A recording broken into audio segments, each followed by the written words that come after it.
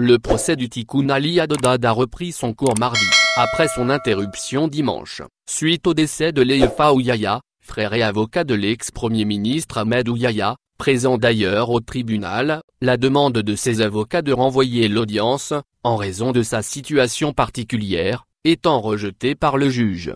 Pour rappel, en sa qualité de principal accusé, Ali Haddad est poursuivi pour corruption dans le cadre des contrats qu'il avait pu obtenir dans les secteurs des travaux publics, l'hydraulique, l'agriculture et le financement de la campagne présidentielle de Bouteflika. Ahmed Ouyaya, Abdelmalek Sehal, en tant qu'ex-premier ministre, les ministres Amara Ben Youneh, Amar Goul, Youssef Youzi, Boudj Matalé, Amar Goul et plusieurs walis, dont certains placés sous contrôle judiciaire, sont présents sur le banc des accusés. Ahmed Ouyaya, qui n'a pas pu bénéficier du renvoi de l'audience, malgré sa situation particulière, a tenté de dégager sa responsabilité, en expliquant que, s'agissant des contrats de gré à gré pour les deux projets infrastructurels de l'autoroute Est-Ouest et du port de Djenjen, c'est le président Bouteflika, seul, qui avait pris la décision. Le président m'a chargé de l'exécution rapide des projets et mettre en conformité par la suite la situation sur le plan réglementaire,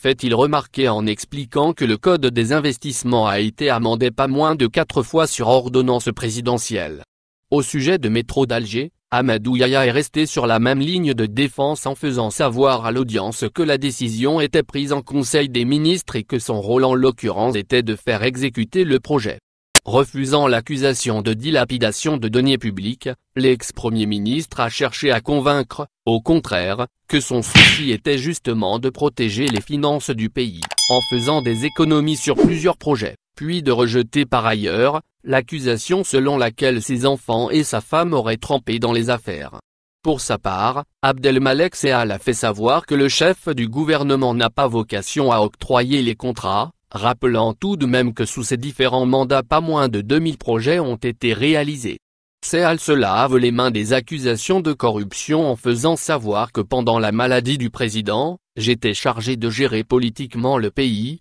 jusqu'à mon départ, les projets n'étaient pas de mes compétences, je ne pouvais pas m'occuper de leur suivi. Je n'ai jamais pensé qu'après 45 ans au service de l'État algérien, en accédant étape par étape aux différents niveaux de responsabilité, j'ai même échappé au terrorisme, que je me retrouverai un jour poursuivi pour corruption, je demande à être innocenté, conclut-il en quête de l'empathie du juge. Au final, n'oubliez pas de vous abonner à la chaîne et appuyer sur la cloche pour recevoir toutes les nouvelles.